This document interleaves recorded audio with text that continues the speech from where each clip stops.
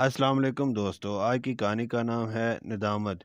امی میرے موزے کہاں ہیں؟ پلیز آپ ڈھونڈ دیں، افضل نے اپنی امی کو پکارتے ہوئے کہا۔ افضل، تم سے کتنی بار کہا ہے کہ موزے دراز میں رکھا کرو، مگر تمہاری سمجھ میں کوئی بات نہیں آتی، ہر چیز ادھر ادھر پھینک دیتی ہو۔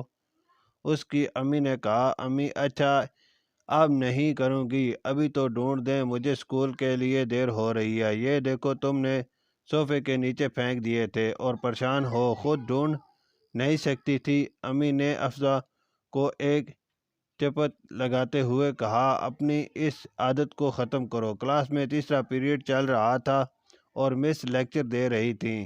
اس وقت پرنسپل صاحبہ کلاس میں داخل ہوئیں تو سب بچوں نے انہیں ادب سے سلام کیا اور پرنسپل نے انہیں بیٹھنے کا اشارہ کیا تو تمام بچے بیٹھ گئے۔ پرنسپل نے کہا، بچوں آپ سب کے لیے ایک خوشخبری ہے، ہفتے کو آپ سب کو اسکول انتظامیہ کی طرف سے پکنک پر لے جایا جا رہا ہے۔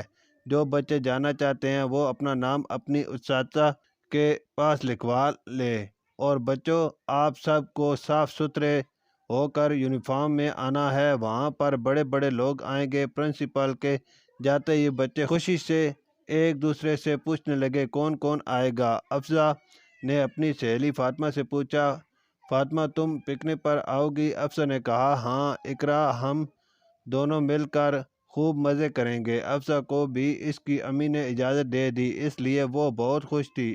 اسے بس ہفتے کے دن کا انتظار تھا۔ آخر ہفتے کا دن آ ہی گیا۔ افضل صبح جلدی اٹھ گئی اور تیار ہونے لگی۔ اس نے یونیفارم اٹھانے کے لیے ہاتھ بڑھایا، وہاں پر یونیفارم تھا ہی نہیں۔ وہ بہت پریشان ہو گئی اور اسے یاد آیا کہ اس نے یونیفارم کل اتار کر یہاں لٹکایا ہی نہیں تھا، پتہ نہیں کہاں پھینک دیا تھا۔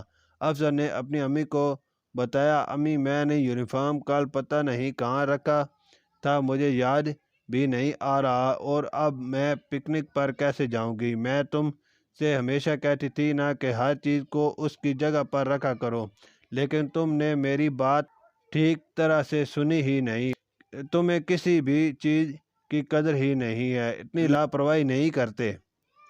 اب تم پکنک پر کیسے جاؤ گی؟ اس کی امی نے غصے سے کہا۔ اب افضل کو اپنے کیے پر پچھتاوا ہو رہا تھا اور وہ سر جھکائے کھڑی تھی اور شرمندگی ندامت کے آنسو اس کے چہرے پر رواں تھے۔ امی مجھے معاف کر دیں، میں نے آپ کی بات نہ مانی اور ہمیشہ لاپرواہی کرتی رہی، آج اس کی سزا مجھے مل گئی، اب میں پکنک پر بھی نہیں جا سکتی ہوں۔ افضل نے روتے ہوئے اپنی امی سے معافی مانگی، مجھے خوشی ہے بیٹا کہ تمہیں اپنی غلطی کا احساس ہو گیا ہے، اور امید ہے تم آئندہ اپنی ہر چیز کا خیال رکھو گی۔ امی نے افضل کو گلے لگاتے ہوئے کہا، یہ لو اپنی یونیفارم، یہ یہی جگہ پڑی تھی، میں نے دھو کر استری کر کے رکھ دی تھی۔ افضل کی بانچھیں کھل گئیں اور وہ امی سے لپٹ گئی۔ شکریہ۔